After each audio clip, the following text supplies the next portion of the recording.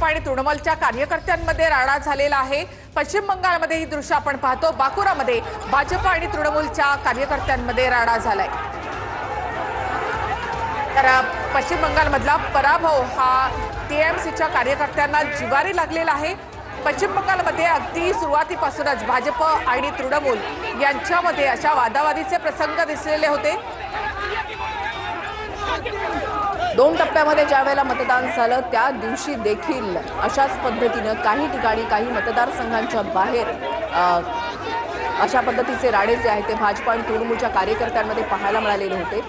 मतमोजणीच्या देखील असा काही प्रकार घडू शकतो, त्यामुळे या अनुषंगाने कुठलाही अनुचित प्रकार घडू नये यासाठी मोठा पोलीस बंदोबस्त। मात्र तरी देखील आता ज्या पद्धतीने कल समोर येत आहेत त्यानंतर आता तृणमूल आणि भाजपच्या कार्यकर्त्यांमध्ये बाचाबाची झाल्याचं पाहायला मिळतंय।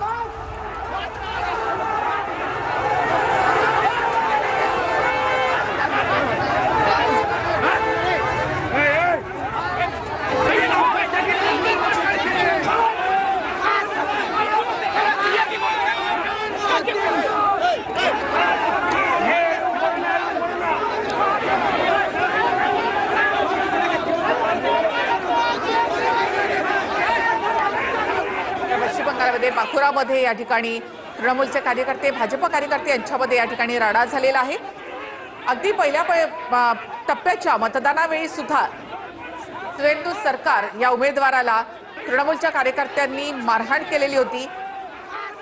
त्यानंतर ठिकठिकाणी असे प्रकारचे राडे पाहायला मिळाले होते आणि आता पुन्हा एकदा हा पराभव टीएमसीच्या कार्यकर्त्यांच्या जिवारी लागलेला आहे। पश्चिम बंगालमध्ये बाकुरामध्ये आपण पाहतोय की भाजप आणि तृणमूलच्या कार्यकर्त्यांमध्ये राडा। तिथे भाजपचा आकडा वाढत चाललाय। भाजप 180 वर पोहोचले तर टीएमसी 106 वर। हा सगळ्यात मोठा धक्का असेल ममता बॅनर्जी यांच्यासाठी। याआधी मतदानाच्या दिवशी झालेल्या राड्यानंतर टीएमसी के कार्यकर्ता ध्यान में रखे तैयार रहे असा इशारा केंद्रीय गृहमंत्री अमित शहा यांनी दिलेला होता। त्यानंतर आता पश्चिम बंगालमध्ये बाकुरामध्ये तृणमूलचे कार्यकर्ते आणि भाजपचे कार्यकर्ते यांच्यामध्ये राडा झालेला आहे।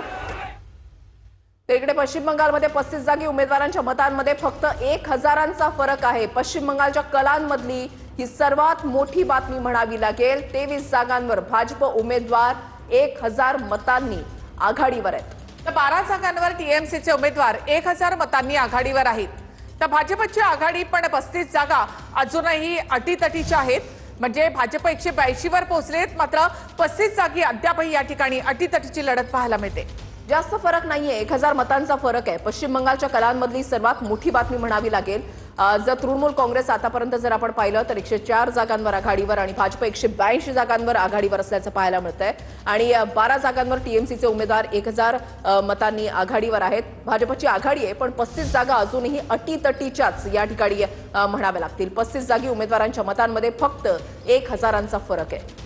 पश्चिम बंगालच्या कलांमधील मोठी बातमी आहे। इथे भाजप 181 वर पोहोचले तर टीएमसी 105 वर। या ठिकाणी हा सगळ्यात मोठा धक्का असेल ममता बॅनर्जी यांच्यासाठी। ममता बॅनर्जी यांची टीएमसी 105 वर तर भाजपनं जोरदार मुसंडी, म्हणजे जवळपास 100हून अधिक जागांचा फायदा या ठिकाणी भाजपला झालेला आहे। मागच्या वेळेला भाजपला इथे 77 जागा मिळाल्या होत्या, तर लोकसभेला सुद्धा भाजपचे 12 खासदार या ठिकाणाहून निवडून आले होते। मात्र यावेळेला विधानसभेमध्ये भाजपनं पूर्ण मुसंडी मारत पश्चिम बंगाल काबीज केलंय।